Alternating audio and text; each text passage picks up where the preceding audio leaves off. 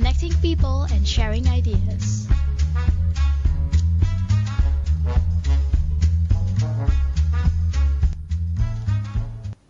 Hey, this is Arlene. You're back with Blast from the Grassroots. Hi, this is Gowri, and today we are, of course, speaking to our partners from Ecoknights. And hi, Yasmin. Hi, good morning. Good morning. So, Yasmin, today we are going to speak about Mantanani, the struggle for a sustainable livelihood, together with Julian Hyde. He will be on the phone with us very soon. So we can start our conversation today. Maybe you can just let us know, like, what is this short film all about? Well, this short film came about. It's actually produced by a coalition called Mengo, Malaysian Environmental NGOs. And Mengo has had a initiative working with the communities on this island called Mantanani in Sabah. And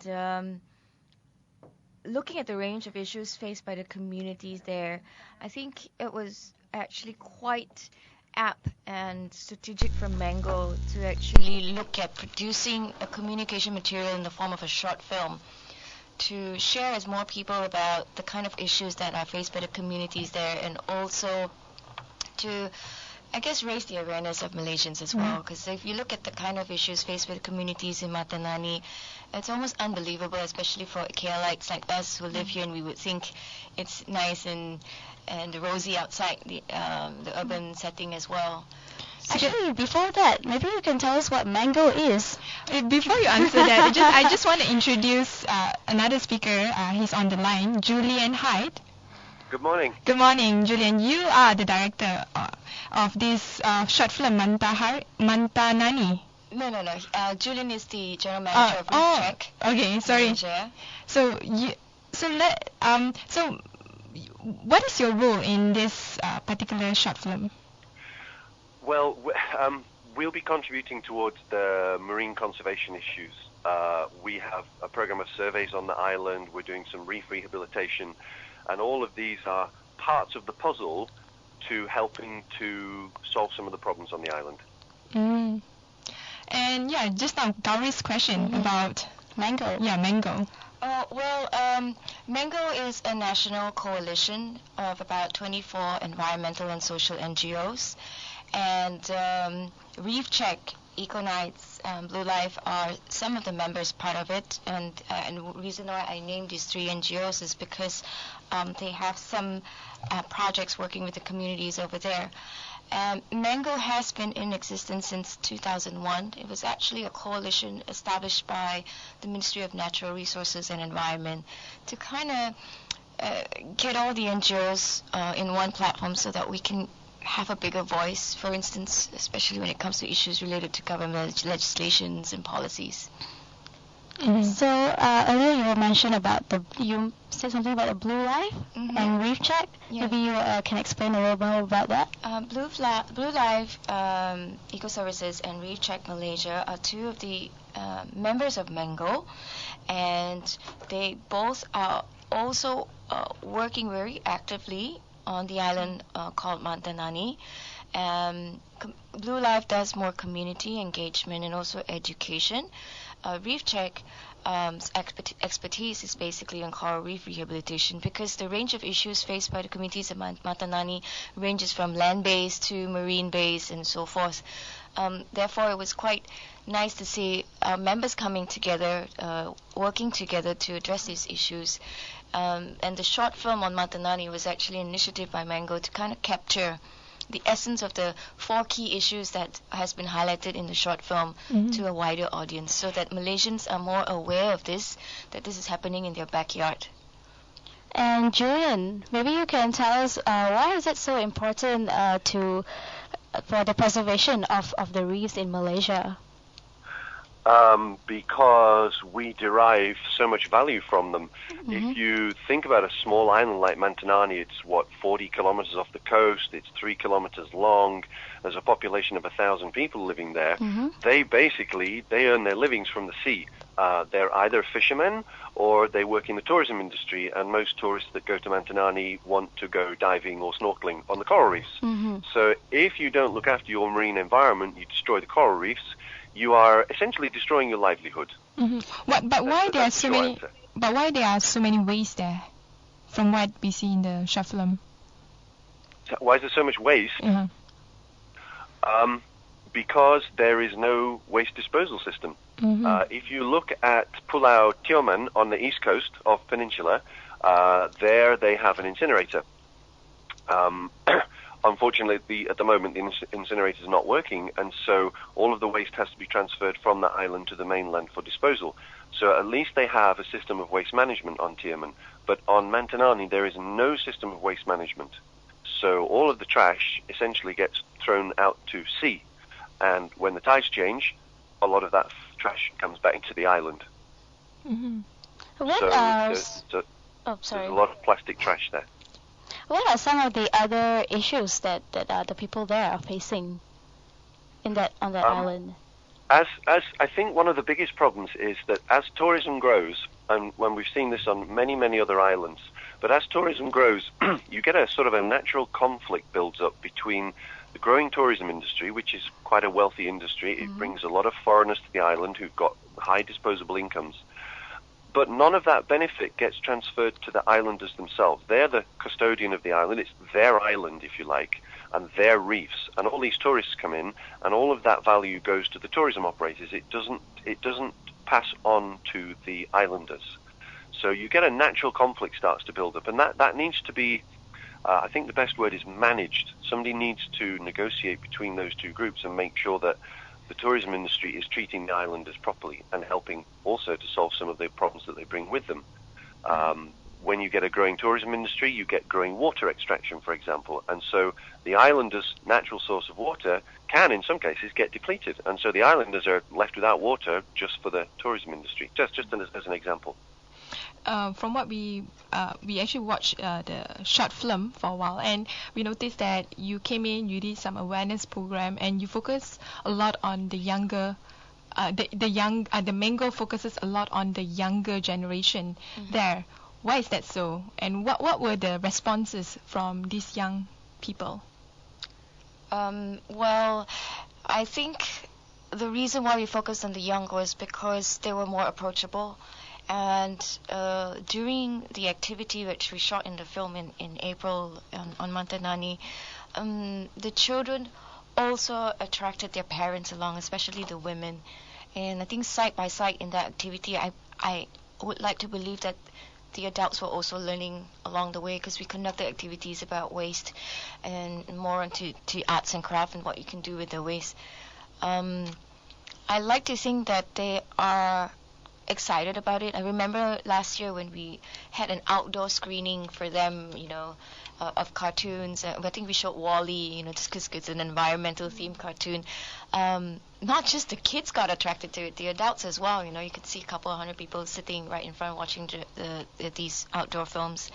And I think it's also something they're not exposed to compared to a community in the urban setting.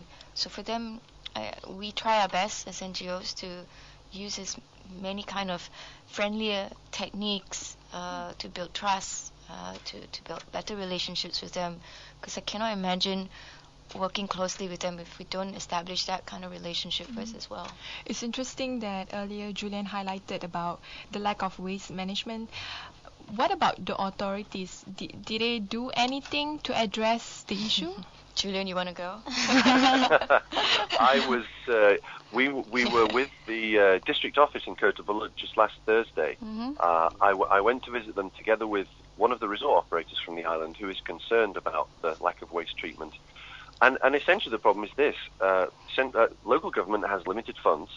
The island is a long way from the mainland, and it is very expensive to send boats out to collect trash to bring back to the mainland.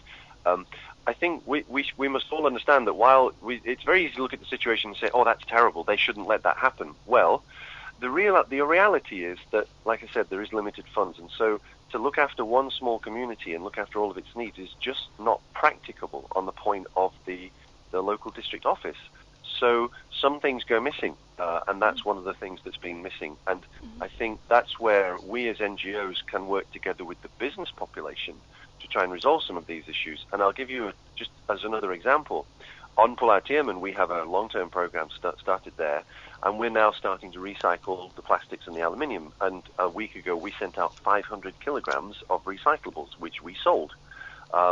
And those are the sort of programs that we can put in place, working with the local population to try and reduce the scope of some of these problems. We can't completely solve the waste disposal problem, but we can at least reduce the size of the problem.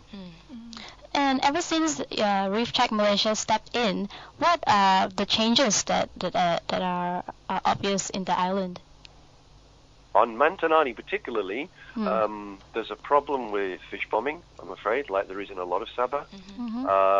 There's a problem with increasing amounts of pollution in the water from unregulated sewage discharges. And there's a problem with overfishing, as there is in not just in the whole of Malaysia, but in all of Southeast Asia. More and more people chasing less and less fish causes imbalances on the reefs, and that leads to further problems down the line. Sabah is a very is very rich in natural resources, as you all know, and to claim that the district government do not have enough fund to help the community to settle their waste management, does it show that there's a very high economic inequality within the poorest of Sabahan and the state government and also the riches of the Sabahan people itself? I think you could say that was true of anywhere. It's true of the UK, it's true of parts of the US, so it's not a unique Malaysian situation. Could the government be doing something about it? I would have to say yes, but I think that you have to be realistic about these things. Yes, we'd like to see better waste management on the island. Yes, we'd like to see better sewage treatment on the island. But I think you have to look for creative solutions, and I think one of the things that we don't do enough is to involve the businesses in solving these problems. I mean, part of the problems on Mantanani are caused by the resort businesses working there. So why not involve them in solving some of these problems? All right, and we have Awang, who has just joined us for our session, and he's the coordinator of this project. Hello, Awang. Let him catch one of his breakfast. Let me take my breathing. Good morning, everyone. My name is Awang. I'm from Malaysian Environmental NGO Support Unit Office. Thank you for having us here. And it's a very a lovely day, actually, walking via LRT, bus, and taxi to your place. So, Awang, what is your role in this project? I started 2007. I'm the third generation of this network. It's the initiative with two government, Malaysian government and the Danish government. So in our office we are doing networking, collaboration with all the Mengo members. Now we have 24. We started 2001. During that time, it's 11 or 17 Mengo members. Now we are 24. Then every time there's any consultation or meeting with government, for example about water, about forest, about climate change, they will call to Mengo office, and at the same time also share the information to all the Mengo members. So on the subject of the issue about Mantanani, I think where is your role in this for Mantanani? It started when Shell, approached Mengo, and they want to do a project that the coalition is something about community, a bit part of community, the biodiversity, and also the technical part on the development of the the community in that island. So she came to me, then they came to Mengo, and then we tried to develop a network between Mengo members that champion in these, rules, for example, like community development or the biodiversity. And we discovered that we have three Mengo members that are suitable for this project. It's a Blue Life, Ecoknights, and also the Reef Malaysia. So they started last year, 2012, yes, and they cover some of the community survey and also the biodiversity component. Yeah. So making a short film was actually kind of a by the way thing. We felt that if we wanted this issue to reach out to a broader audience and to be aware of this, maybe film is one way. So we don't typically do this as an NGO or a coalition NGO, but we hope that at the Eco Film Festival, when people come and watch these films, that it will also encourage NGOs to think about documenting their projects and initiatives in a more storytelling kind of perspective. Interesting. Another point that I want to raise is about the society there. Like a lot of the NGO, whenever they do a project, but when they leave, do they create any sort of mindset change among the society, and how do they ensure that the society will carry on with that sort of mindset? A more sustainable, a more greener mindset after the NGO have depart. And how do you make sure that the community is in the area that you work on, Mantanani, actually make the change themselves? You want to go, Julian? Yeah, that's a really interesting question, and I think it's a valid one that every NGO should be asked about the work that they do. There's no simple answer, but basically I think you have to involve the population as much as possible in the work that you're doing. So we now employ 2 people on the island, one local islander, one from nearby, and they are, if you like, our voice in the village. People don't listen to me, I'm just a big scary white guy.